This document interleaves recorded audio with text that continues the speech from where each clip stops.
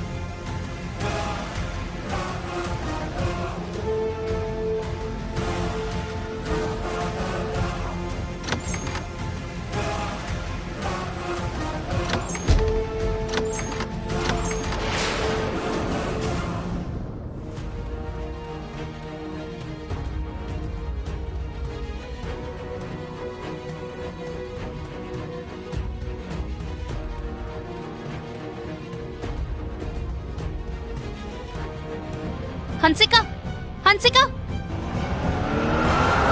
ஏய், பணத்தையும் நகையும் எடுத்துக்கிட்டு ஹன்சிகா எங்க போறா? ஹன்சிகா ஏதோ தப்பு பண்ணிட்டு இருக்கா.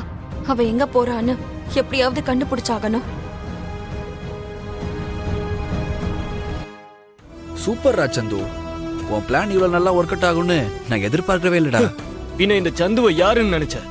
பணக்கார பொண்ணு வேற, ரொம்ப டேரிங்கா ஏதாவது பண்ணிடுவா. அப்படி ஏதாவது அவ பண்ண போய் நீ ஸ்டூபிட் மாதிரி மாட்டிப்பன்னு நினைச்சேன். பட் ஹன்சிகாவ மிரட்டலுக்கு ரொம்பவே பயந்துட்டா போல இருக்கு. ஹன்சிகா என் லவ்ல விழுந்தப்பவே அவ பல்ஸ் என்னன்னு எனக்கு நல்லாவே தெரியும்டா. இந்த மாதிரி பொண்ணுங்கெல்லாம் வெளியே தைரியமா இருக்க மாதிரி பில்டப் கொடுப்பாங்க. ஆனா உள்ளுக்குள்ள தெர்மாமீட்டரே உடைஞ்சு போற அளவுக்கு ஃபீவர்ல பயந்துகிட்டு இருப்பாங்க.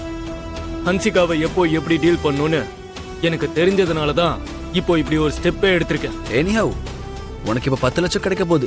எக்ஸைட்டிங்கா இருக்குடா. இந்த 10 லட்ச ரூபால நான் சாட்டிஸ்ஃபைடு ஆயிடுவேன்னு நினைச்சியா? போக போக எனக்கு எவ்வளவு வரப்போகுதுன்னு பாரு.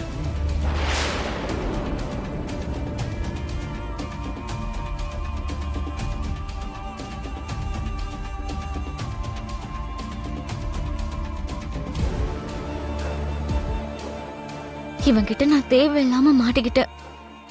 இவனால இப்போ நான் வீட்டுல திருட வேண்டிய நிலைமை வந்துருச்சு. இவ்ளோ பணத்தையும் அனாவசியமா அவன் கையில கொடுக்க வேண்டியிருக்கு.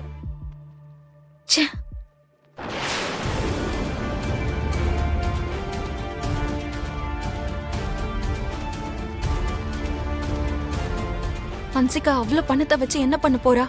ஒருவேளை அவ்வளவு பணம் தேவைப்பட்டா வீட்லயே கேட்டிருக்கலாம்ல.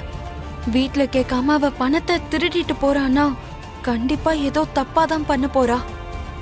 ஹன்சிகா அந்த பணத்தை வச்சு என்ன பண்ண போறான்னு எப்படியாவது தெரிஞ்சுக்கணும்.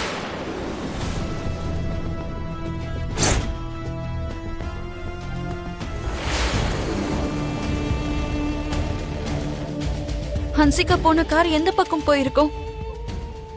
அவ ஏதாவது ஆபத்துல மாட்டிக்கிட்டாளா என்ன? நான் இன்னும் கொஞ்சம் கவனமா அந்த காரை ஃபாலோ பண்ணி போயிருக்கணும். வா ஹன்சிகா. இந்தா, நீ கேட்ட 10 லட்சம். என்ன ஹன்சிகா, போலீஸ் அது இதுன்னு கடைசியில 10 லட்ச ரூபா மூட்டை கட்டி என் கையில கொண்டு வந்து கொடுத்துட்ட. இதுதான் உன்னோட கெத்தா? இதுதான் உன்னோட இன்ஃப்ளூயன்ஸா? நீ கேட்டதை நான் கொண்டு வந்து கொடுத்துட்டேன். எனக்கு அந்த போட்டோஸ், மெமரி கார்டு, போன் எல்லாம் என்கிட்ட கொடுத்துரு. நான் இங்க இருந்து போயிடுறேன். அதுக்குள்ள என்ன அவசரம் ஹன்சிகா? இதுக்கு மேலேயே உன்கிட்ட பேசுறதுக்கு, ஜாலியா உட்காந்து கூத்தடிக்கிறதுக்கெல்லாம் எனக்கு விருப்பமோ இல்ல, இன்ட்ரெஸ்டும் இல்ல. நான் கேட்டதை எனக்கு கூட, நான் போயிடுறேன். ஆனா எனக்கு மட்டும் உன் மேல விருப்பம், இன்ட்ரெஸ்ட் இதெல்லாம் நிறைய இருக்கு ஹன்சிகா. What you mean? ஏன் இன்னும் அவனுக்கு புரியல? ம்? ஏய் என்ன பண்ற? உன்னை பிடிச்சது விடுறதுக்காக இல்ல அன்சிகா. என் கையை வாடி. விடு. ஏய் சொன்னா கேளு, என் கையை விடு.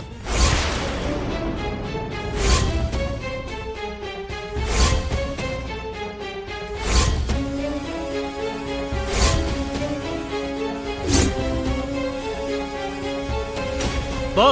ம். ஏய் விடு என்ன. சொன்னா கேளு, விடு. ஏய்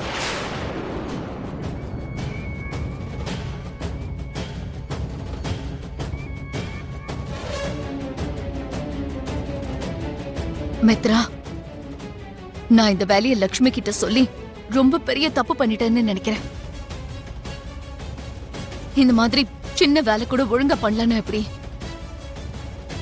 லக்ஷ்மி மட்டும் கரெக்ட் டைம்க்கு இங்க வரலனா இந்த டெண்டர் நம்ம கையை விட்டு போறதுல எந்த சந்தேகமும் கிடையாது மித்ரா. இப்ப என்ன பண்றது மாம்? இனி பண்றதுக்கு என்ன இருக்கு? ரொம்ப நாளா எதிர்பார்த்துட்டு இருந்த ப்ராஜெக்ட் இது.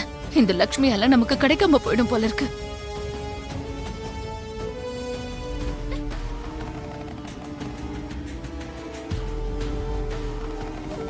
இந்த ப்ராஜெக்ட் நம்மள விட்டு மிஸ் ஆயிடும்னு எனக்கு ரொம்ப பயமா இருக்கு மித்ரா. இந்த ப்ராஜெக்ட் மட்டும் மிஸ் ஆயிடுச்சுன்னா கண்டிப்பா என்னால தாங்கிக்கவே முடியாது. ரொம்ப நாளாவே பிளான் பண்ணிக்கிட்டு வர முக்கியமான ப்ரோக்ராம் இது. இந்த ப்ராஜெக்ட மட்டும் நான் மிஸ் பண்ணிட்டேனா என்னோட சர்க்கிள்ல நான் ரொம்ப ஃபூலா மாறிட வேண்டாம். எல்லாரும் கேக்குற கேள்விக்கு என்கிட்ட எந்த பதிலும் இருக்காது. எல்லாரும் என்ன கேவலமா பாக்குற பார்வைய என்னால ஃபேஸ் பண்ண முடியாது. இந்த ப்ராஜெக்ட் எக்காரணத்தை கொண்டு மிஸ் ஆயிடக்கூடாது மித்ரா.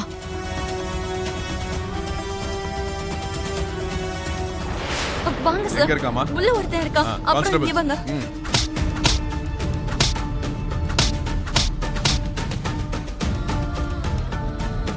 போடா போ. போங்க.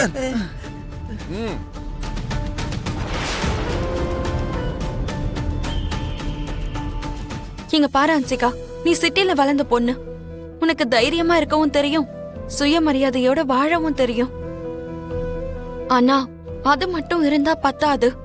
கொஞ்சம் உலக அறிவும் தெளிவும் ரொம்ப முக்கியம்.